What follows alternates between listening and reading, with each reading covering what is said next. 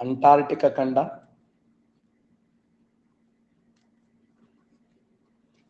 Australia ಖಂಡ, Europe ಖಂಡ, Africa ಖಂಡ.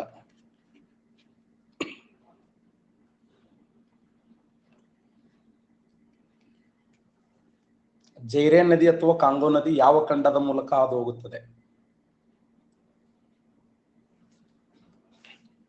ಜೈರೆ ಆರ್ ಕಾಂಗೋ. ಕಾಂಗೋ ನದಿ ಅಥವಾ ಜೈರೆ ನದಿ ಯಾವ ಖಂಡದಲ್ಲಿ ಹಾದು ಹೋಗುತ್ತದೆ ಅಂದ್ರೆ ಸರಿಯಾದಂತ ಉತ್ತರ ಆಫ್ರಿಕಾ ಖಂಡದಲ್ಲಿ. ಯಾವ ಖಂಡವನ್ನ ಕೇಂದ್ರೀಯ ಭೂಖಂಡ ಎಂದು ಕರೆಯುತ್ತಾರೆ? ಯಾವ ಖಂಡವನ್ನ ಕೇಂದ್ರೀಯ ಭೂಖಂಡ ಎಂದು ಕರೆಯುತ್ತಾರಂದ್ರೆ ಆಫ್ರಿಕಾ ಖಂಡವನ್ನ ಕೇಂದ್ರೀಯ ಭೂಖಂಡ ಅಂತ ಕರೀತಾರೆ. ಯಾವ ಖಂಡವನ್ನ ಕೇಂದ್ರೀಯ ಭೂಖಂಡ ಎಂದು ಕರೆಯುತ್ತಾರಂದ್ರೆ ಆಫ್ರಿಕಾ ಖಂಡವನ್ನ ಕೇಂದ್ರೀಯ ಭೂಖಂಡ ಎಂದು ಕರೆಯುತ್ತಾರೆ.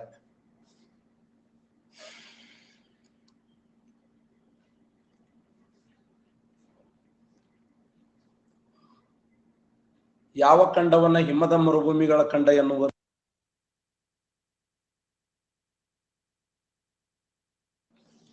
ಯಾವ ಖಂಡವನ್ನ ಹಿಮದ ಮರುಭೂಮಿಗಳ ಖಂಡ ಎನ್ನುವರು ಅಂತಂದ್ರ ಅಂಟಾರ್ಟಿಕಾ ಖಂಡ. ನೋಡಿ, ಅಂಟಾರ್ಟಿಕಾ ಖಂಡವನ್ನು ಏನಂತ ಕರೀತಾರೆ ಅಂದ್ರ ಹಿಮದ ಮರುಭೂಮಿಯ ಖಂಡ ಅಂತ ಕರೀತಾರೆ. ಹಿಮದ ಮರುಭೂಮಿಗಳ ಖಂಡ.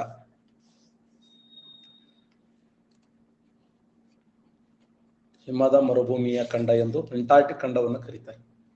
ಯಾವ ಖಂಡವನ್ನ ಶ್ವೇತಖಂಡ ಎಂದು ಕರೆಯುತ್ತಾರೆ? ಶ್ವೇತಖಂಡ. ಎಸ್, ಅಂಟಾರ್ಟಿಕಾ ಖಂಡವನ್ನ ಶ್ವೇತಖಂಡ ಅಂತ ಕರೀತಾರೆ. ಅಂಟಾರ್ಟಿಕಾ ಖಂಡ ಇದೆಯಲ್ಲ, ಇದನ್ನ ಶ್ವೇತಖಂಡ ಅಥವಾ ಶ್ವೇತ ಮರುಭೂಮಿಯ ಖಂಡ.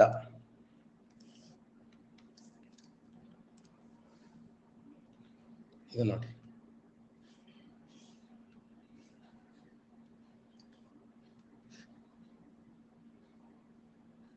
ಅಂಟಾರ್ಟಿಕಾ ಖಂಡವನ್ನು ಏನಂತ ಕರೀತಾರಂದ್ರ ಶ್ವೇತ ಮರುಭೂಮಿಗಳ ಖಂಡ ಅಂತ ಕರೀತಾರೆ. ಡೈರೆಕ್ಟ್ ಹಂಗೆ ಕೊಟ್ಟನು, ಅಂಟಾರ್ಟಿಕ್ ಖಂಡವನ್ನು ಶ್ವೇತ ಮರುಭೂಮಿಯ ಖಂಡ. ಇದು ಯಾವ ಭಾಗದಲ್ಲಿ ಹಂಚಿಕೆಯಾಗಿದೆ ಅಂತಂದ್ರೆ ಸಂಪೂರ್ಣವಾಗಿ ದಕ್ಷಿಣ ಧ್ರುವದಲ್ಲಿ ಹಂಚಿಕೆಯಾಗಿದೆ. ದಕ್ಷಿಣ ಧ್ರುವದಲ್ಲಿ. ಉತ್ತರ ಧ್ರುವದಲ್ಲಿ ಏನಿದೆ ಅಂದ್ರೆ ಆರ್ಕಟಿಕ್ ಸಾಗರ ಇದೆ. ಆರ್ಕಟಿಕ್ ಸಾಗರದ opposite Antarctica. Arctic opposite anti Arctic ಅಂತ ಕರಿತೀವಿ. Aunty Arctic. ಆಂಟಿ ಆರ್ಕಟಿಕ್ ಅಂದ್ರೂ ಒಂದೇ, ಅಂಟಾರ್ಟಿಕಾ ಅಂದ್ರೂ ಒಂದೇ. ಅಂಟಾರ್ಟಿಕಾ ವೃತ್ತ ದಕ್ಷಿಣದ 66 ಇದೆಯಲ್ಲ ನೋಡಿ, ಅಖಂಡ ಭೂಮಿಯನ್ನು ಪರಿಗಣಿಸಿದಾಗ ಭೂಮಿಯ ಉತ್ತರ ಧ್ರುವದಲ್ಲಿ ಏನಿದೆ ಅಂತಂದ್ರೆ ಆರ್ಕಟಿಕ್ ಸಾಗರ ಇದೆ, ಅದರ ಅಪೋಸಿಟ್ ಅಂಟಾರ್ಟಿಕಾ ಖಂಡ ಇದೆ. ಇದನ್ನ 1924ರಲ್ಲಿ ರಾಬರ್ಟ್ ಪೇರಿ ಅನ್ನುವಂತ ವ್ಯಕ್ತಿ, ರಾಬರ್ಟ್ ಪೇರಿ ಅನ್ನುವಂತ ವ್ಯಕ್ತಿ ಈ ಒಂದು ಧ್ರುವವನ್ನು ತಲುಪಿದರೆ 1911ರಲ್ಲಿ ಅಮುಂಡ್ಸನ್ ಅನ್ನುವಂತ ವ್ಯಕ್ತಿ ಇದನ್ನು ತಲುಪ್ತಾನೆ. ಅಮುಂಡ್ಸನ್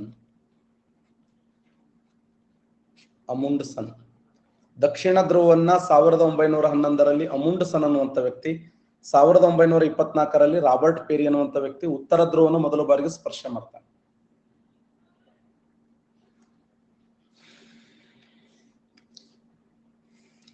ಇದು ಸಮಭಾಜಕ ವೃತ್ತ. ಇದು ಉತ್ತರದ 23 ಕರ್ಕಾಟಕ ಸಂಕ್ರಾಂತಿ ವೃತ್ತ, ಇದು ದಕ್ಷಿಣದ 23 ಮಕರ ಸಂಕ್ರಾಂತಿ ವೃತ್ತ, ಇದು ಉತ್ತರದ 66 ಆರ್ಕಟಿಕ್ ವೃತ್ತ, ಇದು ದಕ್ಷಿಣದ 66 ಅಂಟಾರ್ಟಿಕಾ ವೃತ್ತ. ಹಾಗಾದ್ರೆ ಇಲ್ಲಿಂದ ಸ್ಟಾರ್ಟ್ ಆಗ್ತದಂತ ಹೇಳ್ತಾರೆ ಅವರು. 66 ದಕ್ಷಿಣ ಅಕ್ಷಾಂಶ. 66 ದಕ್ಷಿಣ ಅಕ್ಷಾಂಶ. 66 ದಕ್ಷಿಣ ಅಕ್ಷಾಂಶದಿಂದ ಆರಂಭ ಆಗ್ತದೆ.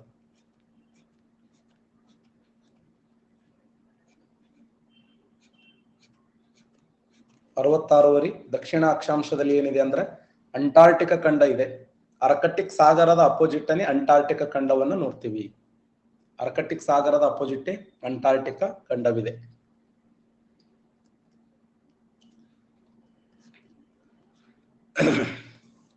ಇದರ ವಿಸ್ತೀರ್ಣ ಎಷ್ಟಿದೆ ಟೋಟಲ್? ಈ ಖಂಡದ ವಿಸ್ತೀರ್ಣ ಎಷ್ಟಿದೆ ಅಂದ್ರೆ 542 ಲಕ್ಷ ಚದರ ಕಿಲೋಮೀಟರ್. 142 ಲಕ್ಷ ಚದರ ಕಿಲೋಮೀಟರ್ ವಿಸ್ತೀರ್ಣ ಇದೆ. 142 ಲಕ್ಷ ಚದರ ಕಿಲೋಮೀಟರ್ ಟೋಟಲ್ ಇದರ ವಿಸ್ತೀರ್ಣ. 142 ಲಕ್ಷ ಕಿಮಿ ಚದರ ಕಿಲೋಮೀಟರ್ ವಿಸ್ತೀರ್ಣ ಹೊಂದಿದ್ದು. ಭೂಮಿಯ ಮೇಲೆ ಅತಿ ದೊಡ್ಡ ಎಷ್ಟನೇ ಖಂಡ ಇದು? 4ನೇ ಖಂಡ, 7ನೇ ಖಂಡ, 5ನೇ ಖಂಡ, 6ನೇ ಖಂಡ. ಭೂಮಿಯ ಮೇಲಿನ ಅತಿ ದೊಡ್ಡ ಎಷ್ಟನೇ ಖಂಡ ಇದು?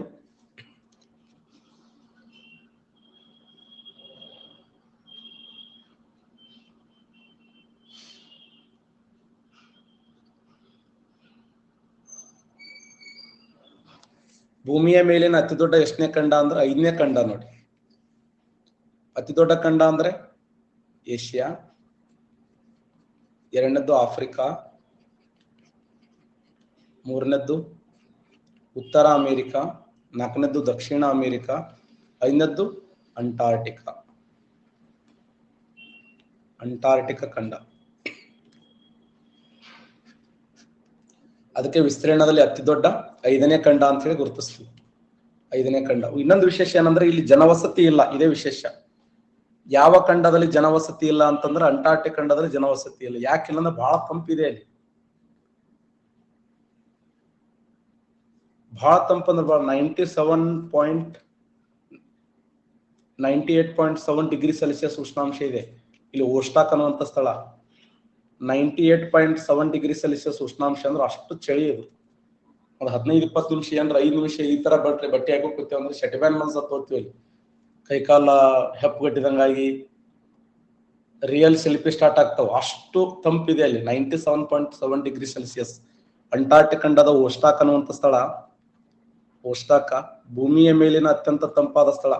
-97.98.7 ಡಿಗ್ರಿ ಸೆಲ್ಸಿಯಸ್ ಅಂದ್ರೆ ಎಷ್ಟು ತಂಪಿರ್ಬೋದು ವಿಚಾರ ಮಾಡಿ. ಊಹೆ ಮಾಡಲು ಸಾಧ್ಯ ಇಲ್ಲ.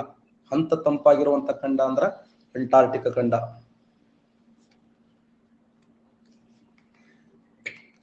ಮತ್ತೇನು ಅಂಟಾರ್ಟಿಕ್ ಖಂಡದ ವೈಶಿಷ್ಟ್ಯ? ಈ ಖಂಡಕ್ಕೆ ಸಮೀಪವಾಗಿರುವಂತ ಭಾಗ ಯಾವುದು ಅಂತಂದ್ರೆ ಇದೆ ನೋಡಿ, ಕೇಪ್ ಹಾರ್ನಾ ಅನ್ನುವಂಥ ಸ್ಥಳ. ಕೇಪ್ ಹಾರ್ನಾ. ಕೇಫ್ ಅಂದ್ರೆ ಏನು? ಉದ್ದನೆಯ ಭೂಸ್ವರೂಪ ಅಂತ. ಉದ್ದನೆಯ ಭೂಸ್ವರೂಪವನ್ನ ಕೇಫ್ ಅಂತ ಕರೀತಾರೆ. ಕೇಫ್ ಈ ಪದದ ಮೀನಿಂಗ್ ಏನಂದ್ರೆ ಉದ್ದನೆಯ ಭೂಸ್ವರೂಪ.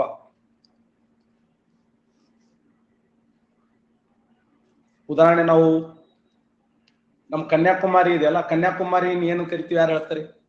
ಭಾರತ ದೇಶದ ಕನ್ಯಾಕುಮಾರಿಯನ್ನ ಯಾರ? ಭೂತುದಿ ಅನ್ನೋದು. ಭೂತುದಿ ಗೊತ್ತ ನನಗ. ಯಾರ ನಿಮ್ ಕನ್ಯಾಕುಮಾರಿ ಅನ್ನೋ? ರಾಮನಗೌಡ. ಯಾರು ಕೊಡಿ. ಎಸ್, ನಮ್ ಕನ್ಯಾಕುಮಾರಿಯನ್ನು ಏನಂತ ಕರೀತಾರಂದ್ರೆ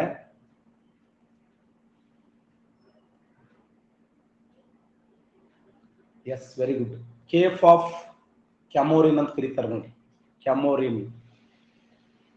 ಕ್ಯಾಮೋರಿನ್ ಅಂತ ಕರೀತಾರೆ. ಕೇಫ್ ಆಫ್ ಕ್ಯಾಮೋರಿನ್. ಯಾಕಂದ್ರೆ ನಮ್ಮ ಭಾರತ ದೇಶದ ಕನ್ಯಾಕುಮಾರಿ ಕೂಡ ಹಿಂಗೆ ಇದೆ ಭೂಸ್ವರೂಪ. ಹೌದಾ ಅಲ್ಲ? ಉದಾಹರಣೆ ಇದು ನೋಡಿ,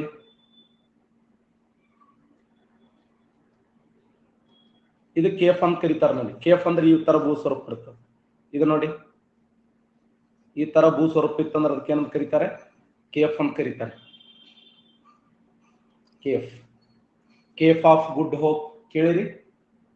ಕೇಫ್ of good hope, cape of Comorin, cape of Horn. ಈ ಸ್ಥಳಗಳು ಯಾಕಂತಂದ್ರೆ ಉದ್ದನೆಯ ಭೂಸ್ವರೂಪಗಳು. ನೀರಿನಲ್ಲಿ ಉದ್ದನೆಯ ಭೂಸ್ವರೂಪಗಳು ಇತ್ತಂದ್ರೆ ಆ ನೀರಿನಲ್ಲಿ ಉದ್ದನೆ ಭೂಸ್ವರೂಪ ಇದ್ದು ಆ ಭಾಗದಲ್ಲಿ ನೀರಿದೆ, ಈ ಭಾಗದಲ್ಲಿ ನೀರಿದೆ, ಮಧ್ಯದಲ್ಲಿ ಭೂಸ್ವರೂಪ ಉದ್ದಿತ್ತು ಅಂದ್ರೆ ಅದಕ್ಕೆ ಏನಂತ ಕರೀತಾರೆ ಅಂದ್ರ ಕೇಫ್ ಅಂತ ಕರೀತಾರೆ. Cone ice cream type. Very good. ನಿಮ್ ಜೀವನದ ಬರೀ ತಿನ್ನದಾಯ್ತು ನಿಮ್ದು ನೋಡಿ. ಕೇಫ್ ಅಂದ್ರೆ ಏನು? ಉದ್ದನೆಯ ಭೂಸ್ವರೂಪ. ಸಾಗರಗಳಲ್ಲಿ, ಸಮುದ್ರಗಳಲ್ಲಿ ಭೂಸ್ವರೂಪ ಏನಿತ್ತಂದ್ರೆ ಉದ್ದಿತ್ತು ಅಂದ್ರೆ ಅದಕ್ಕೆ ಏನ್ ಕರೀತಾರೆ ಅಂದ್ರ ಕೇಫ್ ಆಫ್ ಕ್ಯಾಮರಿನ್ ಅಂತ ಹೇಳಿ ಕರೀತಾರೆ.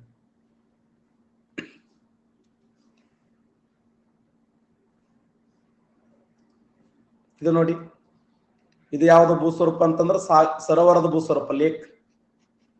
ಲೇಕ್ ಅಂದ್ರೆ ಏನು? ಸುತ್ತಲೂ ಭೂಮಿ ಇರ್ತದ, ಮಧ್ಯದಲ್ಲಿ ನೀರು ಇರ್ತದ. ಸುತ್ತಲೂ ಭೂಮಿ ಮಧ್ಯದಲ್ಲಿ ಅಪಾರ ಪ್ರಮಾಣದಲ್ಲಿ ನೀರಿತ್ತಂದ್ರೆ ಅದಕ್ಕ ಲೇಕ್. ಸುತ್ತಲೂ ಭೂಮಿ ಮಧ್ಯದಲ್ಲಿ ಅಪಾರ ಪ್ರಮಾಣದ ಜಲರಾಶಿ ಇತ್ತಂದ್ರೆ ಅದಕ್ಕೆ ಏನಂತ ಕರಿತೀವಿ? ಸರೋವರ ಅಂತ ಕರಿತೀವಿ. ಅದರ ಅಪೋಸಿಟ್, ಸರೋವರದ ಅಪೋಸಿಟ್ ಏನಂದ್ರೆ ದ್ವೀಪ. ದ್ವೀಪ ಅಂದ್ರೆ ಏನು? ಸುತ್ತಲೂ ಭೂಮಿ ಇರ್ತದೆ,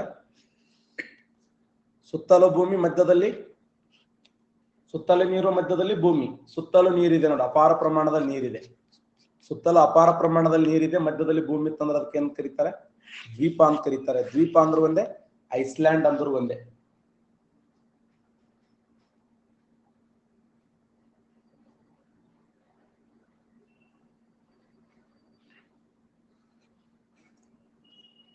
ಅದಕ್ಕೆ ವಿಜ್ಞಾನಿಗಳು ಏನ್ ಹೇಳ್ಯಾರಂದ್ರೆ, ಅಂಟಾರ್ಟಿಕ್ ಖಂಡದಲ್ಲಿ ಹಿಮದ ರಾಶಿಗಳದಾವೆ, ಹಿಮದ ಬಂಡೆಗಳದಾವೆ. ಆ ಹಿಮದ ಬಂಡೆಗಳು, ಹಿಮದ ರಾಶಿಗಳು ಒಂದು ವೇಳೆ ಏನಾದರೂ ಈ ಜಾಗತಿಕ ತಾಪಮಾನದಿಂದ ಕರಗಿದರೆ, ಜಾಗತಿಕ ತಾಪಮಾನದಿಂದ ಅದು ಏನಾದರೂ ನೀರಾಗಿ ಪರಿವರ್ತನೆ ಆದರೆ ಫಸ್ಟ್ ಯಾವ ಪ್ಲೇಸ್, ಫಸ್ಟ್ ಮುಳುಗುವಂತ ಪ್ಲೇಸ್ ಯಾವಂದ್ರೆ ಇದೆ, ಕೇಪ್ ಹಾರ್ನ್ ಅನ್ನುವಂತ ಪ್ಲೇಸಿನ ಫಸ್ಟ್ ಮುಳುಗ್ತದೆ ಅಂತ. ಯಾಕಂದ್ರೆ ಈ ಒಂದು ಖಂಡಕ್ಕೆ, ಲ್ಯಾಟಿನ್ ಅಮೆರಿಕದ ದಕ್ಷಿಣ ತುದಿಯಾಗಿರುವಂತ ಕೇಪ್ ಹಾರ್ಮ ಈ ಖಂಡಕ್ಕೆ ಸಮೀಪವಾಗಿರುವಂತ ಭೂಭಾಗ ಅಂತ ಕರಿತೀವಿ. ಲ್ಯಾಟಿನ್ ಅಮೆರಿಕದ ದಕ್ಷಿಣದ ತುದಿಯಾಗಿರುವಂತ ಕೇಪ್ ಹಾರ್ನ ಈ ಖಂಡದ ಸಮೀಪಕ್ಕಿರುವಂತ ಭೂಭಾಗ. ಎಷ್ಟು ಸಮೀಪ ಇದೆ ಅಂದ್ರೆ 990 ಕಿಲೋಮೀಟರ್ ದೂರದಲ್ಲಿದೆ. 990 ಕಿಲೋಮೀಟರ್ ಅಂದ್ರ ಕೇಪ್ ಹಾರ್ನ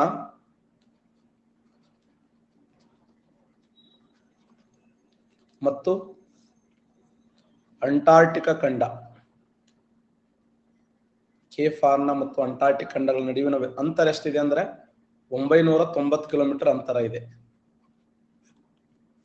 ನಾಳೆ ಏನಾದರೂ ಅಂಟಾರ್ಟಿಕ್ ಖಂಡ ಸಂಪೂರ್ಣವಾಗಿ ಕರಗಿದರೆ 100% ಯಾವ ಪ್ಲೇಸ್ಗೆ ಧಕ್ಕೆ ಆಗ್ತದೆ ಅಂದ್ರೆ ಈ ಪ್ಲೇಸ್ಗೆ ಧಕ್ಕೆ ಆಗ್ತದೆ.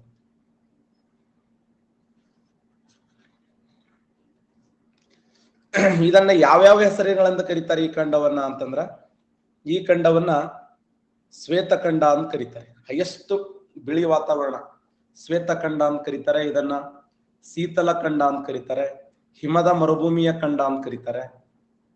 ಅಂಟಾರ್ಟಿಕ್ ಖಂಡವನ್ನ ಶ್ವೇತಖಂಡ, ಶೀತಲ ಖಂಡ, ಹಿಮದ ಮರುಭೂಮಿಯ ಖಂಡ. ನಾಳೆ ಒಂದು ವೇಳೆ ಕ್ವಶನ್ ಕೇಳ್ತಾನೆ, ಭೂಮಿಯ ಮೇಲಿನ ಅತಿ ದೊಡ್ಡ ಶೀತ ಮರುಭೂಮಿ ಯಾವುದು?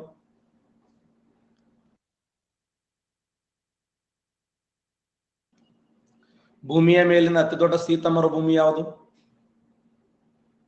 ಎಸ್, ಭೂಮಿಯ ಮೇಲಿನ ಅತಿ ದೊಡ್ಡ ಶೀತ ಮರುಭೂಮಿ ಅಂದ್ರೆ ಅಂಟಾರ್ಟಿಕ್ ಖಂಡ. ಭೂಮಿಯ ಮೇಲಿನ ಅತಿ ದೊಡ್ಡ ಶೀತ ಮರುಭೂಮಿ ಯಾವ್ದಂದ್ರ ಅಂಟಾರ್ಟಿಕ್ ಖಂಡ. ನೋಡಿ,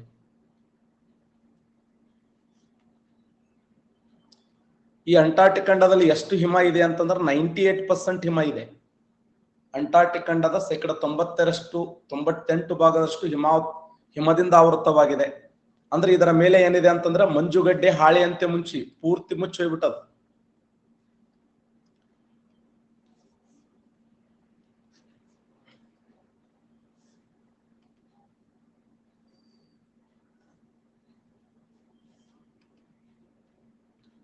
ಕೆಳಗಡೆ ಶಿಲಾ ಬಂಡೆಗಳದಾವೆ.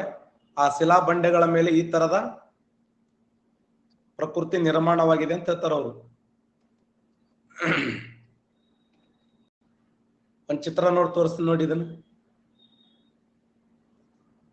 ಈ ತರ ಭೂಸ್ವರೂಪ ಈ ತರ ಇದೆ ಅಂತ ಹೇಳ್ತಾರ ಅವರು. ಇದೆಲ್ಲ ಪೂರ್ತಿ ಬಂಡೆ, ಶಿಲಾ ಬಂಡೆಗಳೆಲ್ಲ ಇವು. ಇದೆಲ್ಲ ಶಿಲಾ ಬಂಡೆಗಳು.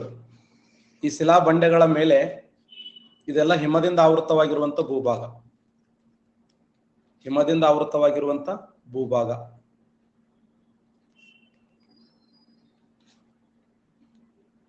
ಇದರ ಮೇಲೆ ಎಷ್ಟು ಮೀಟರ್ ಹಿಮ ಆವರಿಸಿದೆ ಅಂತಂದ್ರೆ ಸುಮಾರು 2300 ಮೀಟರ್ ಹಿಮ ಆವರಿಸಿದೆ ಟೋಟಲ್. ಮಂಜುಗಡ್ಡೆ ಪದರು ಸುಮಾರು ಎಷ್ಟು ಮೀಟರ್ ಅಂದ್ರೆ 2300 ಮೀಟರ್ಗಿಂತಲೂ ಹೆಚ್ಚು ಮಂದವಾಗಿದೆ. ಎಲ್ಲೆಡೆ ಏನಾಗಿದೆ ಅಂದ್ರೆ ಶ್ವೇತ ವರ್ಣಮಯವಾಗಿದ್ದು ಹೀಗಾಗಿ ಈ ಖಂಡವನ್ನು ಏನಂತ ಕರೀತಾರೆ ಅಂದ್ರೆ ಶ್ವೇತ ಖಂಡ ಅಂತ ಕರೀತಾರೆ. ಹಿಮದ ಮರುಭೂಮಿಯ ಖಂಡ ಅಂತ ಕರೀತಾರೆ. ಅತ್ಯಂತ ಶೀತವಾಗಿರುವುದರಿಂದ ಶೀತಲ ಖಂಡ ಅಂತ ಕರೀತಾರೆ. ಇದನ್ನ ಶೀತಲ ಖಂಡ, ಶ್ವೇತ ಖಂಡ, ಶ್ವೇತ ವರ್ಣೀಯ ಖಂಡ. ಹಾಗಾದ್ರೆ ಈ ಖಂಡಕ್ಕೆ ಮೊಟ್ಟ ಮೊದಲ ಬಾರಿಗೆ ಅಧ್ಯಯನ ಮಾಡ್ಲಕ್ ಪಾದಾರ್ಪಣೆ ಮಾಡಿದವರು ಯಾರು? ಫಸ್ಟ್ ಈ ಖಂಡವನ್ನು ನೋಡಬೇಕು ಅಂತ ಹೇಳಿ ಸರ್ಚ್ ಮಾಡ್ಲಕ್ ಹೋದಂತ ವ್ಯಕ್ತಿಗಳ ಸಾಲಿನಲ್ಲಿ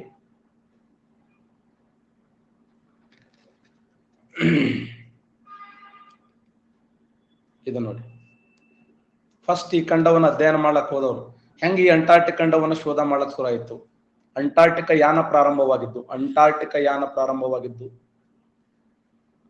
18ನೇ ಶತಮಾನದ ಅಂತ್ಯಾವಧಿಯಿಂದಲೂ ಅಂಟಾರ್ಟಿಕ್ ಖಂಡದ ಕುರಿತು ಅನೇಕ ಶೋಧನೆಗಳು ನಡೀತಾ ಇತ್ತು.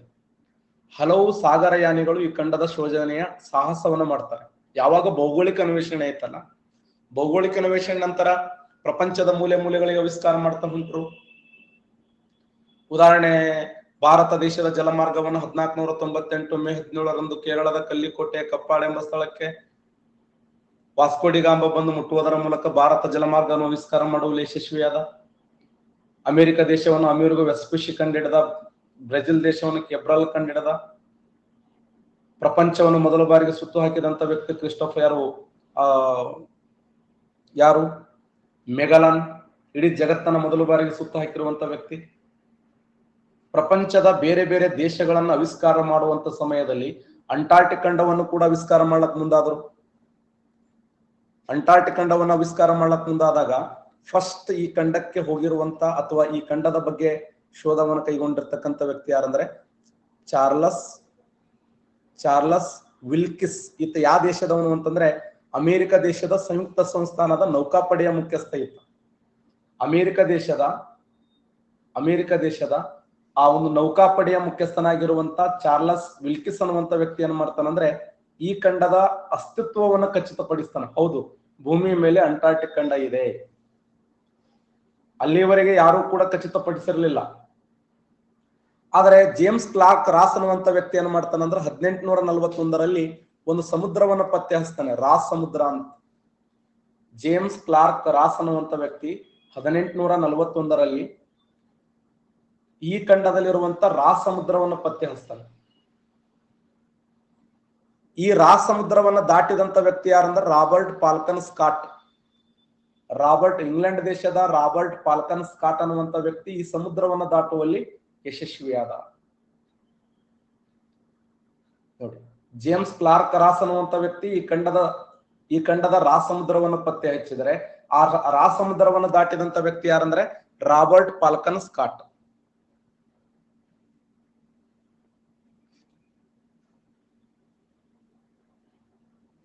ಅಂಟಾರ್ಟಿಕ್ ಖಂಡದ ಸಮಗ್ರ ಪರಿಶೋಧನೆಯನ್ನು ಕುರಿತು 1910ರಲ್ಲಿ ದಕ್ಷಿಣ ಧ್ರುವವನ್ನ ಮೊದಲು ಬಾರಿಗೆ ಕಂಡುಹಿಡಿದವರು ಯಾರಂದ್ರೆ ರಾಬರ್ಟ್ ಎಫ್ ಸ್ಕಾಟ್. ಬಟ್ ಅದನ್ನ ಮುಟ್ಟಂಗಿಲ್ಲ ಅವನು. ತಲುಪಿದಂತ ವ್ಯಕ್ತಿ ಯಾರಂದ್ರ ಅಮುಂಡ್ಸನ್. ಇಲ್ಲ ಅದ್ ನೋಡಿ, ನಾರ್ವೆ ದೇಶದ ಅನ್ವೇಷಣೆಕಾರನಾಗಿರುವಂತ ರೊನಾಲ್ಡ್ ಅಮುಂಡ್ಸನ್ ಅನ್ನುವಂತ ವ್ಯಕ್ತಿ 1911ರಲ್ಲಿ ಈ ಖಂಡದ ದಕ್ಷಿಣ ಧ್ರುವವನ್ನು ಮೊದಲು ಬಾರಿಗೆ ತಲುಪಿದಂತ ವ್ಯಕ್ತಿ. ದಕ್ಷಿಣ ಧ್ರುವವನ್ನು ಮೊಟ್ಟ ಮೊದಲ ಬಾರಿಗೆ ತಲುಪಿದಂತ ವ್ಯಕ್ತಿ ಯಾರಂದ್ರೆ ಇವನೇ, ರೊನಾಲ್ಡ್ ಅಮುಂಡ್ಸನ್. 1911ರಲ್ಲಿ ಈ ಖಂಡವನ್ನು ತಲುಪುವಲ್ಲಿ ಯಶಸ್ವಿಯಾದ. ಯಾವಾಗ ಅಮುಂಡ್ಸನ್ ತಲುಪ್ಯಾನಂದ್ರೆ ರಾಬರ್ಟ್ ಎಫ್ ಸ್ಕಾಟ್ ಅಂತಂದ, ನಾಯಕ್ ತಲುಪಬಾರದು ಅಂತೇಳಿ ಅವನು ಹೋಗ್ತಾನೆ.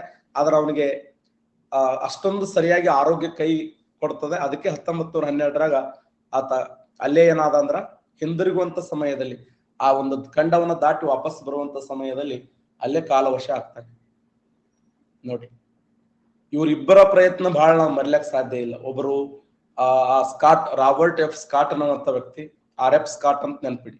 ಒಬ್ರು ಆರ್ ಎಫ್ ಸ್ಕಾಟ್ ಮತ್ತು ಅಮುಂಡ್ಸನ್, ರೊನಾಲ್ಡ್ ಅಮುಂಡ್ಸನ್, ಇವರಿಬ್ಬರ ಪ್ರಯತ್ನ ಇದೆಯಲ್ಲ ಅವ್ರ ಜೀವನದಾಗ ಮರೆಯಕ್ ಸಾಧ್ಯ ಇಲ್ಲ. ಇವರಿಬ್ರು ದೊಡ್ಡ ಪ್ರಯತ್ನವನ್ನು ಮಾಡಿದಂತ ವ್ಯಕ್ತಿ. ಯಾರು ಅಮುಂಡ್ಸನ್ ಹೋದ ಖುಷಿಯಲ್ಲಿ ಏನೋ ಬರ್ಕೊಂಬರಂಗಿಲ್ಲ, ಬಟ್ ಇವ ಬರ್ಕೊಂಬರ್ತಾನೆ. ಯಾರು? ಈ ಆರ್ ಎಫ್ ಸ್ಕಾಟ್ ಅದನ್ನಲ್ಲ, ಇವ ಬರುವಂತ ಸಮಯದಲ್ಲಿ ಅಲ್ಲಿರುವಂತ ಎಲ್ಲ ಪಾಯಿಂಟ್ಗಳನ್ನ ನೋಟ್ ಮಾಡ್ಕೊಂಡ್ ಬರ್ತಾನೆ. ಆ ನೋಟ್ ಮುಂದಿನ ದಿನಮಾನಗಳ ವೈಜ್ಞಾನಿಕ ಅನ್ವೇಷಣೆಗೆ ಹೆಚ್ಚು ನೆರವಾಗ್ತದೆ. ವೈಜ್ಞಾನಿಕ ಅನ್ವೇಷಣೆಗಳಿಗೆ ಹೆಚ್ಚು ನೆರವಾಗ್ತದೆ.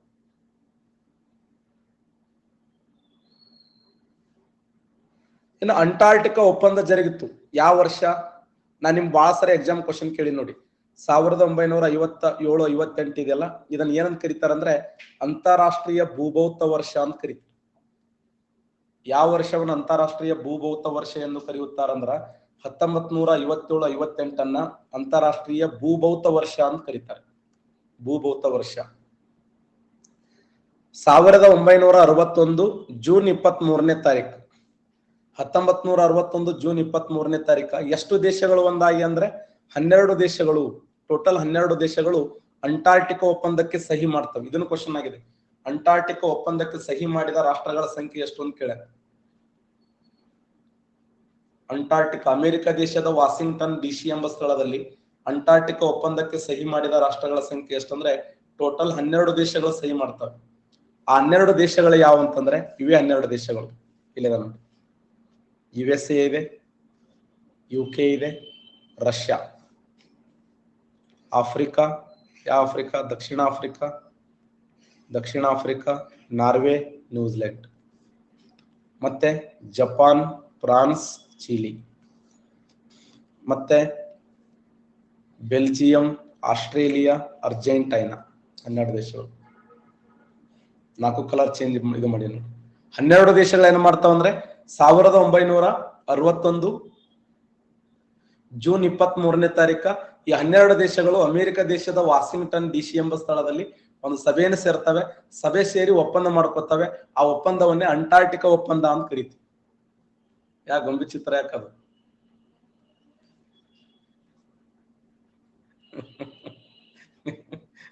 ದೇವರು ನಿಮ್ಗೆ ಸಮಾಧಾನ ಕೊಟ್ಟಿಲ್ಲಲ್ಲ. ಈ ಅಂಟಾರ್ಟಿಕಾ ಒಪ್ಪಂದದಲ್ಲಿ ಏನೇನು ಕರಾರುಗಳನ್ನ ಹಮ್ಮಿಕೊಂಡ್ರು? ಅಂಟಾರ್ಟಿಕಾ ಒಪ್ಪಂದದಲ್ಲಿ ಏನು ಕರಾರು ಹಮ್ಮಿಕೊಂಡ್ರು ಅಂದ್ರೆ ಇದು ಕೇವಲ ವಿಜ್ಞಾನಿಗಳಿಗೆ ಮಾತ್ರ ಭೂಖಂಡ. ಇದು ವಿಜ್ಞಾನಿಗಳ ಭೂಖಂಡ, ಸಂಶೋಧನೆಗೆ ಮಾತ್ರ ಮೀಸಲಿಟ್ರು. ಅಲ್ಲಿ ಹೋಗಿ ನಾವು ಸೈಟ್ ತೋಳೋದು, ಮನಿ ಕಟ್ಸೋದು, ತೋಟ ಮಾಡೋದು ಆ ತರ ಅದಕ್ಕೆ ಅವಕಾಶ ಇಲ್ಲ. ಈ ಖಂಡ ಎದಕ್ಕೆ ಸಂಬಂಧಪಟ್ಟಿದೆ ಅಂದ್ರೆ ವಿಜ್ಞಾನಿಗಳಿಗೆ ಮಾತ್ರ. ಅಲ್ಲಿ ಏನ್ ಮಾಡಂಗಿಲ್ಲ, ಪರಮಾಣು ಶಸ್ತ್ರಾಸ್ತ್ರಗಳನ್ನು ಪರೀಕ್ಷಿಸುವಂತಿಲ್ಲ, ಅಲ್ಲಿ ನೆಲ ಮತ್ತು ಜಲದ ಮೇಲೆ ಸ್ವಾಮ್ಯ ಹೊಂದುವಂತಿಲ್ಲ, ಪರಿಸರವನ್ನ ಮಾಲಿನ್ಯ ಮಾಡುವಂತಿಲ್ಲ, ಬೇರೆ ಖಂಡದ ಪ್ರಾಣಿಯನ್ನು ಒಯ್ಯಂಗಿಲ್ಲ, ಇಲ್ಲಿ ಹೊರ ಜೀವ ಪ್ರಭೇದಗಳನ್ನು ತಂದು ಬಿಡೋದು, ಅಲ್ಲಿ ತಿಮಿಂಗಲಗಳನ್ನು ಬೇಟೆಯಾಡೋದು, ಅಲ್ಲಿರುವಂತಹ ಏನು ವಿಶೇಷವಾಗಿರುವಂತ ಒಂದು ಪಕ್ಷಿಗಳದಾವೆ, ಪೆಂಗ್ವಿನ್ ಅನ್ನುವಂಥದ್ದು, ಅದಿಲ್ ಪೆಂಗ್ವಿನ್ ಮತ್ತು ಸಾಮ್ರಾಟ ಪೆಂಗ್ವಿನ್ ಅನ್ನುವಂಥ ಪಕ್ಷಿಗಳದಾವೆ. ಅವುಗಳನ್ನು ಸುಮ್ನೆ ಹಿಡ್ಕೊಂಡ್ ಬರೋದು ಈ ತರದಕ್ಕೆ ಅವಕಾಶ ಇಲ್ಲ. ಏನೋ ಹೋಗಿರ್ತೀವಲ್ಲ ಹಂಗೆ ಬಂದ್ಬಿಡುದು. ಊಟ ಮಾಡ್ರಿ, ತಿನ್ರಿ, ಉಣ್ರಿ, ಏನ್ ಬೇಕಾದ ಮಾಡ್ರಿ, ಒಂದ್ ಕಪ್ ಚಾ ಕುಡ್ರಿ. ಅಲ್ಲಿ ಹೋಗಿ ಹುಚ್ಚುತ್ಸಾರಿ ಏನೋ ಮಾಡಂಗ, ಅಲ್ಲಿ ಹೋಗಿ ತಿಮಿಂಗಲನ್ನ ಹಿಡ್ಕೊಂಡ್ ಕುಂದಿರೋದು, ತಿಮಿಂಗಲ ಮ್ಯಾಗ ಜಿಗದು ನುಂಗಿ ಬಿಡತಾವ ತಿಮಿಂಗಲಗಳು. ನೀಲಿ ತಿಮಿಂಗಲ ಅದಾವ ಅಲ್ಲಿ. ನೀಲಿ ತಿಮಿಂಗಲ ಎಂತೆಂತವದಾವ ಅಂದ್ರೆ ಭೂಮಿಯ ಮೇಲಿನ 50 ಆಫ್ರಿಕಾದ ಆನೆಗಳಿಗೆ ಸಮ ಒಂದು ನೀಲಿ ತಿಮಿಂಗಲ. ಹೋಗೋದು ಬರೋದು ಅಷ್ಟೇ. ಫುಲ್ಲು ಎಲ್ಲ ನೋಡಿ ಅವ್ರು ಹೆಂಗ್ ಬಟ್ಟಿ ಹೆಂಗ್ ಟೈಟ್ ಹಾಕೊಂಡ್ರಿ, ಪೂರ್ತಿ ಮುಚ್ಕೊಂಡ್ ಹೋಗೋದು. ಯಾರ್ಲಿ ಅಣ್ಣ ನಾನೇ ರೀ ಅಂತ ಸುಮ್ಮನೆ ವಾಪಸ್ ಅಂತ. ಆ ತರ ಇಡೀ ವಿಶ್ವದಲ್ಲಿ ಅತ್ಯಂತ ವಿಶಿಷ್ಟವಾಗಿರುವಂತ ಖಂಡ ಅಂತಂದ್ರೆ ಇದು ಅಂಟಾರ್ಟಿಕ್ ಖಂಡ. ಅದಕ್ಕೆ ನೀಲಿ ತಿಮಿಂಗಲಗಳು ಕಂಡು ಬರ್ತಾವ ನೋಡಿ. ಹೊರ ಜೀವ ಪ್ರಭೇದಗಳು ತರುವಂತಿಲ್ಲ, ನೀಲಿ ತಿಮಿಂಗಲಗಳು ಕಂಡು ಬರ್ತವೆ. ವೈಜ್ಞಾನಿಕ ಮಾಹಿತಿ ಮುಕ್ತ ಅವಕಾಶ ಕೊಡುವಂತ ಖಂಡವಾಗಿದೆ ಇದು. ನೋಡಿ, ಈ ಖಂಡದಲ್ಲಿ 90% ಭಾಗ ಏನಿದೆ ಅಂದ್ರೆ ಸಿಹಿ ನೀರಿದೆ. ಇದು ಎಕ್ಸಾಮ್ ಕ್ವಶನ್ ಆಗಿದೆ. ಯಾವ ಖಂಡದಲ್ಲಿ 90% ಸಿಹಿ ನೀರಿನಿಂದ ಆವೃತವಾಗಿದೆ ಅಂತಂದ್ರೆ ಅಂಟಾರ್ಟಿಕ್ ಖಂಡದಲ್ಲಿ. ಪ್ರಪಂಚದ 90% ಭಾಗ ಸಿಹಿ ನೀರಿನ ಮಂಜುಗಡ್ಡೆ ರೂಪದಲ್ಲಿ ಕಂಡು ಬರ್ತವೆ. ಇದೆಲ್ಲ ಆದ್ಮೇಲೆ ನಿಧಾನವಾಗಿ ಭಾರತೀಯರು ವಿಚಾರ ಮಾಡಿದ್ರು, ನಾವ್ಯಾಕೆ ಹೋಗಬಾರದು ಅಂತ.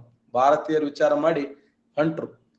1981 ಡಿಸೆಂಬರ್ 16ನೇ ತಾರೀಕ ZW ಕಾಸಿಮ್ ಅನ್ನುವಂತ ವ್ಯಕ್ತಿ ಎಲ್ಲಿಂದ ಪ್ರಯಾಣ ಪ್ರಾರಂಭ ಮಾಡಿದಂದ್ರೆ ಗೋವಾದಿಂದ ತನ್ನ ಪ್ರಯಾಣ ಪ್ರಾರಂಭ ಮಾಡ್ತಾನೆ. ಆತ ಬಳಕೆ ಮಾಡಿರ್ತಕ್ಕಂಥ ಒಂದು ನೌಕೆ ಹೆಸರು ಏನಂದ್ರೆ ಪೋಲಾರ್ ಸರ್ಕಲ್ ನೌಕೆ. ಏನಸರು ಹೇಳ್ತಾನೆ ನೋಡಿ. 1981 ಡಿಸೆಂಬರ್ 6ರಂದು SZ ಕಾಸಿಮ್ ನೇತೃತ್ವದಲ್ಲಿ ವಿಜ್ಞಾನಿಗಳ ತಂಡವು ಎಲ್ಲಿಂದ ಪ್ರಾರಂಭ ಆಯ್ತಂದ್ರ ಗೋವಾದಿಂದ ಪ್ರಯಾಣ ಆರಂಭವಾಗ್ತಾ. ಈ ಒಂದು ಗೋವಾದಿಂದ ಯಾವ ನೌಕೆ ಅಂತಂದ್ರೆ ಪೋಲಾರ್ ಸರ್ಕಲ್ ನೌಕೆ.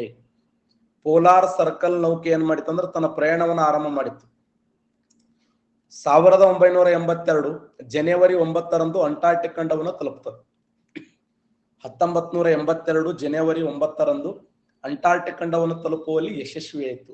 ಯಶಸ್ವಿಯಾಗಿ ಫೋನ್ ಮಾಡಿ ಹೇಳ್ತಾರ ZW ಕಾಸಿಂ ಅವರು, ಮೇಡಮ್ ನಾವು ಅಂಟಾರ್ಟಿಕ್ ಖಂಡವನ್ನು ಬಂದು ತಲುಪಿದ್ದೇವೆ, ಏನ್ ಮಾಡಮ್ ಅಂದಾಗ ಮೇಡಮ್ ಲಗಟ್ ಹೊಡಿಯಪ್ಪ ಅಂತ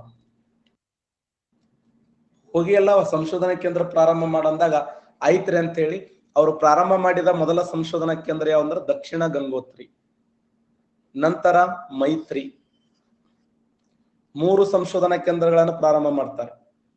1989ರಲ್ಲಿ ದಕ್ಷಿಣ ಗಂಗೋತ್ರಿ, ದಕ್ಷಿಣ 83ರಲ್ಲಿ 1983ರಲ್ಲಿ ದಕ್ಷಿಣ ಗಂಗೋತ್ರಿ, 1989ರಲ್ಲಿ ಮೈತ್ರಿ, 2012ರಲ್ಲಿ ಭಾರತಿ. ಈ 3 ಸಂಶೋಧನಾ ಕೇಂದ್ರಗಳು ಯಾರು ಓಪನ್ ಮಾಡಿದ್ರು ಅಂದ್ರೆ ಭಾರತೀಯರು ತೆರೆದಂತ 3 ಸಂಶೋಧನಾ ಕೇಂದ್ರಗಳು. 1983ರಲ್ಲಿ ದಕ್ಷಿಣ ಗಂಗೋತ್ರಿ, 1989ರಲ್ಲಿ ಮೈತ್ರಿ, 2012ರಲ್ಲಿ ಭಾರತಿ. 1989ರಲ್ಲಿ ಮೈತ್ರಿ, 1989ರಲ್ಲಿ ದಕ್ಷಿಣ ಗಂಗೋತ್ರಿ. ಒಟ್ಟು ಎಷ್ಟು ಸಂಶೋಧನಾ ಕೇಂದ್ರಗಳದ ಅಂದ್ರೆ 3 ಸಂಶೋಧನಾ ಕೇಂದ್ರಗಳನ್ನು ನೋಡ್ತೀವಿ. ಭಾರತ ದೇಶದ 3 ಸಂಶೋಧನಾ ಕೇಂದ್ರಗಳು. ಇದರ ಅಪೋಸಿಟ್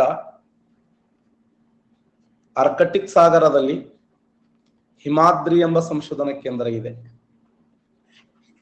ಆರ್ಕಟಿಕ್ ಸಾಗರ ಇದೆಯಲ್ಲ, ಆರ್ಕಟಿಕ್ ಸಾಗರದಲ್ಲಿ ಭಾರತೀಯರು ತೆರೆದಂತ ಒಂದು ಸಂಶೋಧನಾ ಕೇಂದ್ರ ಯಾವುದಂದ್ರೆ ಹಿಮಾದ್ರಿ ಎಂಬ ಸಂಶೋಧನಾ ಕೇಂದ್ರ ಆರ್ಕಟಿಕ್ ಸಾಗರದಲ್ಲಿದ್ರೆ, ಅಂಟಾರ್ಟಿಕ್ ಖಂಡದಲ್ಲಿ ಭಾರತೀಯರು 3 ಸಂಶೋಧನಾ ಕೇಂದ್ರಗಳನ್ನು ಪ್ರಾರಂಭ ಮಾಡ್ತಾರೆ.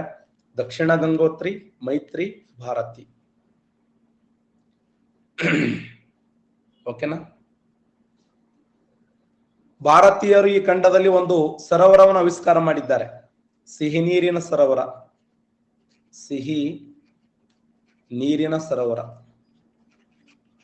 ಆ ಸಿಹಿ ನೀರಿನ ಸರೋವರ ಯಾವುದು ಅಂತಂದ್ರ ಯಾರು ಹೇಳ್ತಾರೆ? ಯಾವುದು?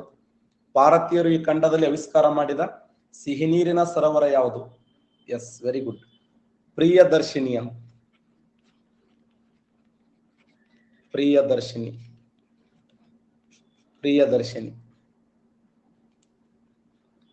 ಇಲ್ಲಿ ಪ್ರಿಯದರ್ಶಿನಿ ಅನ್ನುವಂತ ಒಂದು ಸಿಹಿ ನೀರಿನ ಸರೋವರ ಇದೆ.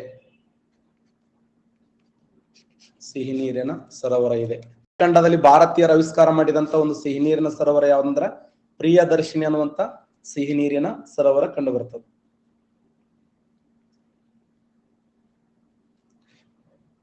ಆಗಲೇ ಹೇಳಿದ್ನಲ್ಲ ಮೈತ್ರಿ ಅನ್ನುವಂಥದ್ದು. ಮೈತ್ರಿ ಎಂಬುದು ಯಾವ ಬೆಟ್ಟದ ಮೇಲೆ ಕಂಡು ಬರುತ್ತದೆ ಅಂತಂದ್ರ ಇದೆ ನೋಡಿ, ಸಿಮ್ರಾಚರ ಓಯಸಿಸ್ ಅನ್ನುವಂಥ ಪರ್ವತದ ಮೇಲೆ ಕಂಡು ಬರುತ್ತದೆ. ಸಿಮ್ರಾಚರ ಓಯಸಿಸ್ ಮೇಲೆ ಇದು ಕಂಡು ಬರುತ್ತದೆ. ಇಲ್ಲಿ ಎಷ್ಟು ಜನ ಎಟ್ ಎ ಟೈಮ್ ಇಳಬಹುದು ಅಂತಂದ್ರೆ 26 ಜನ ಇಲ್ಲಿ ವಾಸ ಮಾಡಲಿಕ್ಕೆ ಅವಕಾಶ ಇದೆ. ಪ್ರಿಯದರ್ಶಿನಿ ಎಂಬ ಸರೋವರವನ್ನ ಭಾರತ ದೇಶ ನಿರ್ಮಾಣ ಮಾಡಿದೆ. ಇತ್ತೀಚೆಗೆ ಭಾರತಿ ಎಂಬ ಸಂಶೋಧನಾ ಕೇಂದ್ರವನ್ನ ಪ್ರಾರಂಭ ಮಾಡಿದೆ. ಓಕೆ, ಈ ಖಂಡದ ವಿಶೇಷ ನೋಡಿದಾಗ ಈ ತರ ಇದೆ. ಈ ಖಂಡ ಇದು ನೋಡಿ, ಅಂಟಾರ್ಟಿಕ್ ಖಂಡ ಈ ತರ ಇದೆ. ಎಲ್ಲಿ ನೋಡಿದ್ರು ನೋಡಿ ಎಲ್ಲಾ ಸಂಶೋಧನಾ ಕೇಂದ್ರಗಳದ ನೋಡಿ.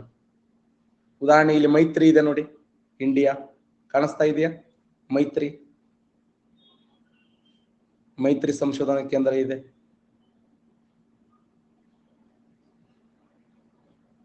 ಇಲ್ಲೆಲ್ಲ ಸಂಶೋಧನಾ ಕೇಂದ್ರಗಳದ ನೋಡಿ. ಈ ಎಲ್ಲಾ ಸಂಶೋಧನಾ ಕೇಂದ್ರಗಳು ಏನ್ ಮಾಡ್ಯಾವ ಅಂತಂದ್ರ ಇಲ್ಲೆಲ್ಲ ವಿಶೇಷವಾಗಿರುವಂತ ಬೇರೆ ಬೇರೆ ಬೇರೆ ಬೇರೆ ಬೇರೆ ಬೇರೆ ತರದ ಅನಿಲಗಳನ್ನ ಬಳಕೆ ಮಾಡ್ಯಾರ.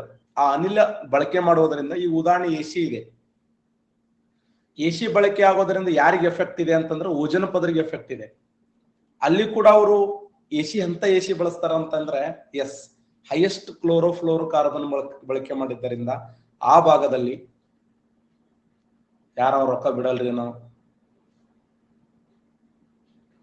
ನೀನು ಓಟ್ ರೊಕ್ಕಕ್ಕೆ ಮಾರ್ ನೀ, ಮತ್ತೆ ನಾಳೆಗೆ ಅವ್ರು ನಿನ್ ಕನ್ಫರ್ಮ್ ಮಾಡ್ತಾರ ಮತ್ ಚಂದಗೆ.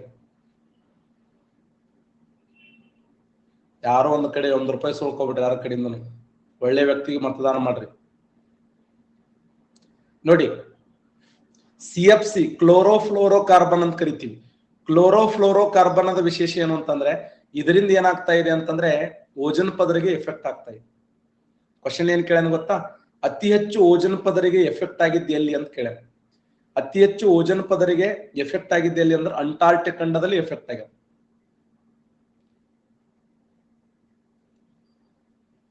O3 ಸಿಂಬಲ್ ಯಾವುದು? O3 ಹೆಂಗ್ ಗುರುತಿಸ್ತೀವಿ ನಾವು? ಓಜನ್ ಪದರವನ್ನು O3. ಕೇವಲ ಓ ಇದ್ರೆ ಅದೊಂದು ಶಿಶು ಪ್ರಣಾಳು, ಆಕ್ಸಿಜನ್ ಅಲ್ಲ ಅದು. ಯಾವ್ದು ಆಕ್ಸಿಜನ್ ಅನ್ನು? O2 ಅಂದ್ರೆ ಆಕ್ಸಿಜನ್, O2 ಅಂದ್ರೆ ಆಕ್ಸಿಜನ್, O ಅಂದ್ರ ಶಿಶು ಪ್ರಣಾಳು, ಅದು ಏನೋ ಅದಕ್ಕೆ ಮೌಲ್ಯ ಇಲ್ಲ, ಅದು ಶಿಶು ಪ್ರಣಾಳು. O2 ಅಂದ್ರೆ ಆಕ್ಸಿಜನ್, O3 ಅಂತಂದ್ರೆ ಓಜನ್ ಪದರು. ಸೈನ್ಸ್ ಇದ್ದವ್ರು ಅದಿರಿ, ನಿಮ್ಗೆ ಗೊತ್ತಾತ ನನ್ನ ಮಾತ. O ಅಂದ ತಕ್ಷಣ ಆಕ್ಸಿಜನ್ ಅನ್ಬಾರ್ದು ಅದಕ್ಕೆ. ಈ ಅಂಟಾರ್ಟಿಕ್ ಖಂಡವನ್ನ 2 ಭಾಗವನ್ನಾಗಿ ಮಾಡ್ತೀವಿ. ಇದೆ ನೋಡಿ, ಅಂಟಾರ್ಟಿಕ್ ಖಂಡವನ್ನು 2 ಭಾಗ ಮಾಡೋದು ಯಾವುದು? ಅಂಟಾರ್ಟಿಕ್ ಖಂಡವನ್ನು 2 ಭಾಗ ಮಾಡುವುದು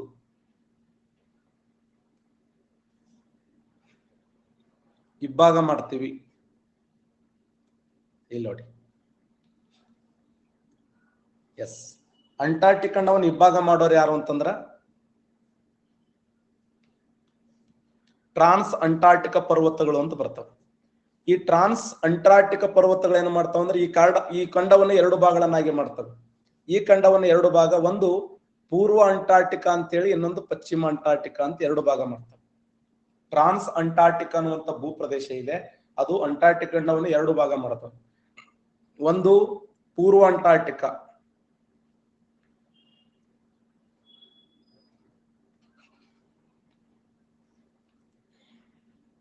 ಇದ ನೋಡಿ, ಇದನ್ನೇ ಟ್ರಾನ್ಸ್ ಅಂಟಾರ್ಟಿಕಾ ಅಂತ ಗುರುತಿಸ್ತೀವಿ.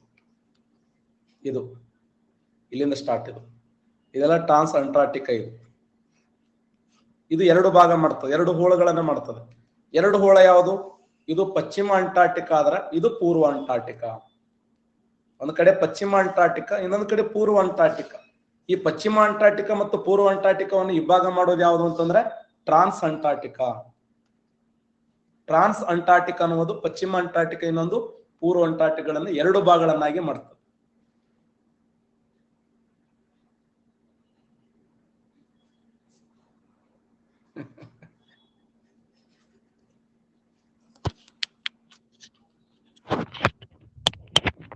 $200 ತಗೊಂಡು ಏನ್ ಮಾಡಿ? ಈಗ ಇವಾಗ 200 ಕೊಟ್ಟಾರಿ ಅಂತ ಬಳೆ ಇದೇ ಮಾಡಪ್ಪ ಬಸಪ್ಪ. 2 ಭಾಗವನ್ನು ಮಾಡ್ತೀವಿ, ಒಂದು ಪಶ್ಚಿಮ ಅಂಟಾರ್ಟಿಕಾ, ಇನ್ನೊಂದು ಪೂರ್ವ ಅಂಟಾರ್ಟಿಕಾ. 2 ಭಾಗಗಳನ್ನಾಗಿ ಇಬ್ಬಾಗ ಮಾಡ್ತೀವಿ. ಸರ್, ಏನಿದೆ ಪಶ್ಚಿಮ ಅಂಟಾರ್ಟಿಕಾ, ಪೂರ್ವ ಅಂಟಾರ್ಟಿಕಾ? ಇದ್ರ ಮೇಲೆ ಕ್ವಶನ್ ಆಗಿದೆ ನೋಡಿ, ಏನಿದೆ ನೋಡೋಣ. ಈಗ ಪೂರ್ವ ಅಂಟಾರ್ಟಿಕಾ ಅಂದ್ರೆ ಈ ಭಾಗಕ್ಕೆ ಬರೋಣ. ಪೂರ್ವ ಅಂಟಾರ್ಟಿಕಾ ಅಟ್ಲಾಂಟಿಕ್ ಸಾಗರ ಮತ್ತು ಹಿಂದೂ ಮಹಾಸಾಗರಗಳು ಇದರ ಸುತ್ತಲೂ ಸುತ್ತುವರೆದ. ಈ ಭಾಗ ಹೈಯೆಸ್ಟ್ ಇದೆ, ಪೂರ್ವ ಅಂಟಾರ್ಟಿಕಾ ಇದೆ, ಅತಿ ಹೆಚ್ಚು ಭಾಗ ಇದೆ. ಅದಕ್ಕೆ ಇದನ್ನ ಏನ್ ಕರೀತಾರೆ ಅಂದ್ರೆ ಗ್ರೇಟರ್ ಅಂಟಾರ್ಟಿಕಾ ಅಂತ ಕರೀತಾರೆ. ಇದರ ಕರಾವಳಿಯಲ್ಲಿ ಪರ್ವತಗಳದಾವೆ, ಕಣಿವೆಗಳದಾವೆ, ಹಿಮ ನದಿಗಳದಾವೆ. ಈ ವಿಭಾಗದ ಮಧ್ಯಭಾಗದಲ್ಲಿ ಪ್ರಸ್ಥಭೂಮಿಗಳಿವೆ. ಇನ್ನೊಂದು ವಿಶೇಷ ಏನಂದ್ರ ಇಲ್ಲಿ ದಕ್ಷಿಣ ಧ್ರುವ ನೆಲೆಗೊಂಡಿದೆ. ನಾರ್ತ್ ಪೋಲ್ ಅಂತ ಕರಿತೀವಿ, ಗೊತ್ತಾ? ನಾರ್ತ್ ಪೋಲ್ ಎಲ್ಲಿದೆ? ನಾರ್ತ್ ಪೋಲ್ ಎಲ್ಲಿದೆ ಅಂತಂದ್ರೆ, ನಾರ್ತ್ ಪೋಲ್ ಎಲ್ಲಿ ಕಂಡು ಬರುತ್ತದೆ?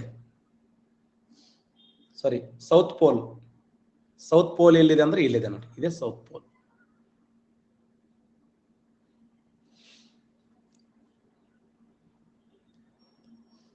ಜಿಯೋ ಮ್ಯಾಗ್ನೆಟಿಕ್ ಸೌತ್ ಪೋಲ್ ಅಂತ ಕೊಟ್ರ ಇಲ್ಲ, ಅಲ್ಲಿ ಬರ್ದಾರ ಇಲ್ಲ ನೋಡ್ರಿ, ಇಲ್ಲಿ ಮತ್ತೆ ಬರ್ಕೋರಿ ಅದನ್ನ. ಹಾಗಾದ್ರೆ ದಕ್ಷಿಣ ಧ್ರುವ ಯಾವ ಭಾಗದಲ್ಲಿದೆ ಅಂತಂದ್ರೆ ಪೂರ್ವ ಅಂಟಾರ್ಟಿಕಾದಲ್ಲಿ ಕಂಡು ಬರುತ್ತದೆ. ದಕ್ಷಿಣ ಧ್ರುವ ಎಂಬುದು ಎಲ್ಲಿದೆ ಅಂದ್ರೆ ಪೂರ್ವ ಅಂಟಾರ್ಟಿಕಾದಲ್ಲಿ ಕಂಡು ಬರುತ್ತದೆ ದಕ್ಷಿಣ ಧ್ರುವ. ಮತ್ತೆ ಈ ಖಂಡದ ಅತಿ ಎತ್ತರವಾದ ಶಿಖರ ಯಾವಂದ್ರ ಓಸ್ಟಾಕ್, ಸಾರಿ ಎಸ್ ವಿನ್ಸನ್ ಮ್ಯಾಶಿಪ್. ವಿನ್ಸನ್ ಮ್ಯಾಶಿಪ್ ಎಂಬುದು ಈ ಖಂಡದ ಅತ್ಯಂತ ಎತ್ತರವಾಗಿರುವಂತಹ ಶಿಖರ ವಿನ್ಸನ್ ಮ್ಯಾಶಿಪ್. ವಿನ್ಸನ್ ಮ್ಯಾಶಿಪ್ ಎಲ್ಲಿದೆ ಅಂತಂದ್ರೆ ಪಶ್ಚಿಮ ಅಂಟಾರ್ಟಿಕಾದಲ್ಲಿ ಕಂಡು ಬರ್ತದೆ. ಈ ಖಂಡದ ಅತಿ ಎತ್ತರವಾದ ಶಿಖರ ವಿನ್ಸನ್ ಮ್ಯಾಶಿಪ್. ಅದನ್ನು ಕೂಡ ಕೊಟ್ಟಿರ್ತಾನೆ ನೋಡಿ ಇಲ್ಲೇ. ಇದು ನೋಡಿ, ಪಶ್ಚಿಮ ಅಂಟಾರ್ಟಿಕಾ ತೆಗೆದುಕೊಂಡಾಗ ಇದಕ್ಕೆ ಪೆಸಿಫಿಕ್ ಸಾಗರ ಕಡೆ ಇದೆ. ಇದು ಎಸ್ ಆಕಾರದಲ್ಲಿ ಇದರ ತುದಿ ನಾ ಹೇಳಿನಲ್ಲ ಆಗಲೇ ಕೇಪ್ ಹಾರ್ನರ್ ಕಡೆ ಹೋಗ್ಬಿಟ್ಟದೆ, ಕೇಪ್ ಹಾರ್ನರ್ ಪ್ರದೇಶದ ಕಡೆ ಹೋಗಿದೆ. ಜೊತೆಗೆ ಇಲ್ಲಿ ವಿನ್ಸನ್ ಮ್ಯಾಶಿಪ್ 5140 ಮೀಟರ್ ಎತ್ತರವಾಗಿದೆ. 5140 ಮೀಟರ್ ಎತ್ತರವಾಗಿದ್ದು ಈ ಖಂಡದ ಅತ್ಯಂತ ಎತ್ತರವಾಗಿರುವಂತ ಶಿಖರ. ಅಂಟಾರ್ಟಿಕ್ ಖಂಡದ ಅತ್ಯಂತ ಎತ್ತರವಾಗಿರುವಂತ ಶಿಖರ ಯಾವುದಂದ್ರೆ ವಿನ್ಸನ್ ಮ್ಯಾಶಿಪ್. ಅಂಟಾರ್ಟಿಕ್ ಖಂಡದಲ್ಲಿ ಅತ್ಯಂತ ಎತ್ತರವಾಗಿರುವಂತ ಶಿಖರ ಅಂದ್ರೆ ವಿನ್ಸನ್ ಮ್ಯಾಶಿಪ್. ಇಡೀ ಈ ಖಂಡದಲ್ಲಿ ಅತಿ ಎತ್ತರವಾಗಿರುವಂತ ಶಿಖರವಾಗಿದೆ. ರಾಸ್ ದ್ವೀಪದಲ್ಲಿರುವಂತ ಮೌಂಟ್ ಎರಬಸ್ ಎಂಬುದು ಅಂಟಾರ್ಟಿಕ್ ಖಂಡದ ಜಾಗೃತ ಜ್ವಾಲಾಮುಖಿಯಾಗಿದೆ. ಇಲ್ಲೊಂದು ಜಾಗೃತ ಜ್ವಾಲಾಮುಖಿ ಇದೆ ಈ ಖಂಡದಲ್ಲಿ, ಆಕ್ಟಿವ್ ವಲ್ಕನೋ ಅಂತ ಕರಿತೀವಿ. ಆಕ್ಟಿವ್ ವಲ್ಕನೋ ಅಥವಾ ಜಾಗೃತ ಜ್ವಾಲಾಮುಖಿ ಎಲ್ಲಿದೆ ಅಂದ್ರೆ ಈ ಖಂಡದಲ್ಲಿ, ಅದು ಪಶ್ಚಿಮ ಅಂಟಾರ್ಟಿಕಾದಲ್ಲಿ ಕಂಡು ಬರುತ್ತೆ. ಇದು ಇಲ್ಲಿಯ ಭೂಸ್ವರೂಪ ನೋಡಿ. ಅಂಟಾರ್ಟಿಕ್ ಖಂಡವನ್ನು ಎಷ್ಟು ಭಾಗ ಮಾಡ್ತೀವಿ? 2 ಭಾಗ ಮಾಡ್ತೀವಿ. 2 ಭಾಗ ಯಾವುದು? ಒಂದು ಪಶ್ಚಿಮ ಅಂಟಾರ್ಟಿಕಾ, ಇನ್ನೊಂದು ಪೂರ್ವ ಅಂಟಾರ್ಟಿಕಾ. ಇದು ಪಶ್ಚಿಮ ಅಂಟಾರ್ಟಿಕಾ, ಇದು ಪೂರ್ವ ಅಂಟಾರ್ಟಿಕಾ. ಓಕೆ, ಪಶ್ಚಿಮ ಅಂಟಾರ್ಟಿಕಾ ಪೂರ್ವ ಅಂಟಾರ್ಟಿಕಾವನ್ನು ಇಬ್ಬಾಗ ಮಾಡೋದು ಯಾವುದು? ಎಸ್, ಟ್ರಾನ್ಸ್ ಅಂಟಾರ್ಟಿಕಾ ನೋಡಿ. ಎರಡನ್ನ ಇಬ್ಬಾಗ ಮಾಡೋದು ಯಾವ್ದಂದ್ರ ಟ್ರಾನ್ಸ್ ಅಂಟಾರ್ಟಿಕಾ. ಎರಡನ್ನ ಇಬ್ಬಾಗ ಮಾಡ್ತದೆ ಟ್ರಾನ್ಸ್ ಅಂಟಾರ್ಟಿಕಾ. ಎರಡನ್ನ ಇಬ್ಬಾಗ ಮಾಡೋದು ಟ್ರಾನ್ಸ್ ಅಂಟಾರ್ಟಿಕಾ. ಇಲ್ಲೇನಿದೆ? ದಕ್ಷಿಣ ಧ್ರುವ ಇದೆ, ಸೌತ್ ಪೋಲ್, ದಕ್ಷಿಣ ಧ್ರುವ ಇದೆ. ಇಲ್ಲಿ ಏನಿದೆ? ಈ ಖಂಡದ ಅತಿ ಎತ್ತರವಾಗಿರುವಂತ ಶಿಖರ ವಿನ್ಸನ್ ಮ್ಯಾಶಿಪ್. ಈ ಖಂಡದಲ್ಲಿ ಕಂಡು ಬರುವಂತ ಆಕ್ಟಿವ್ ವಲ್ಕನೋ ಯಾವುದು?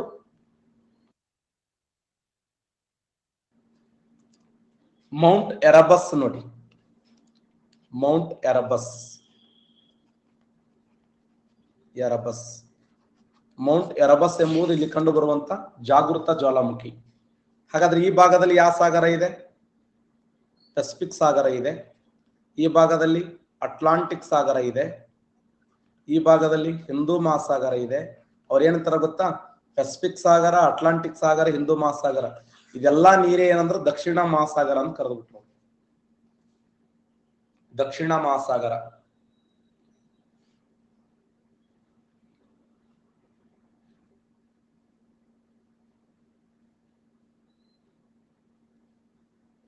ನೋಡಿ,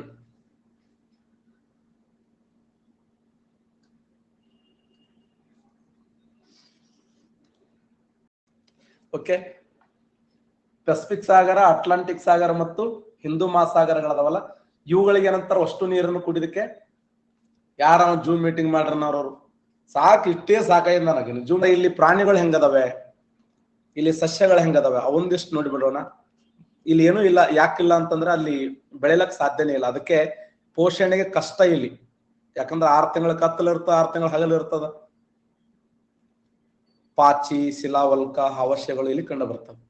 ಮತ್ತೆ ಪೆಂಗ್ವಿನ್ ಅದಾವೆ, ನೀಲಿ ತಿಮಿಂಗ್ಲದವೆ, ಸೀಲ್ ಅದಾವೆ, ಕ್ರೀಲ್ ಮೀನುಗಳದಾವೆ, ಸಿಗಡಿ ಮೀನುಗಳದಾವೆ, ಇಂಚಾಕಗಳದಾವೆ. ಮತ್ತೆ ಇನ್ನೊಂದು ವಿಶೇಷ ಏನಂತಂದ್ರೆ ಅಸಂಖ್ಯಾತ ಪೆಂಗ್ವಿನ್ ಪಕ್ಷಿಗಳು ವಾಸ ಮಾಡ್ತವೆ. ಪೆಂಗ್ವಿನ್ ಪಕ್ಷಿಗಳು ನಿಮ್ಮನ್ನು ವೆಲ್ಕಮ್ ಮಾಡಿಕೊಳ್ಳುವವೆ. ನೀವು ಹೋದ್ರಿ ಅಂದ್ರೆ, ಈ ಖಂಡಕ್ಕೆ ಹೋದ್ರ ತಕ್ಷಣ ನಿಮ್ಮನ್ನು ವೆಲ್ಕಮ್ ಮಾಡಿಕೊಳ್ಳುವೆ ಪೆಂಗ್ವಿನ್. ಮತ್ತೆ ಎಲ್ಲಿ ನೋಡಿದ್ರೆ ಹಿಮದ ಮಂಜೂರು ಗಡ್ಡೆಗಳದಾವ. ಎತ್ತ ನೋಡಿದ್ರೆ ನೋಡಿ ಹೆಂಗದಾವ ಇವೆಲ್ಲ ಹಿಮದ ರಾಶಿಗಳು. ಈ ತರ ಹಿಮದ ಬಂಡೆಗಳನ್ನ ನೋಡ್ತೀವಿ ನಾವು. ನೋಡಿ, ಹಿಮದ ಬಂಡೆಗಳು,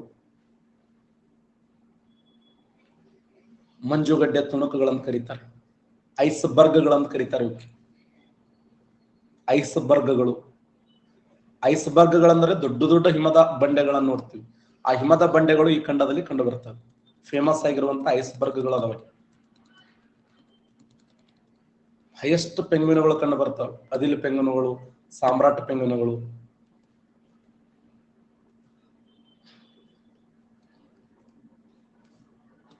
ಓಕೆ, ಇಲ್ಲಿಗೆ ಈ ಖಂಡ ಕಂಪ್ಲೀಟ್ ನೋಡಿ.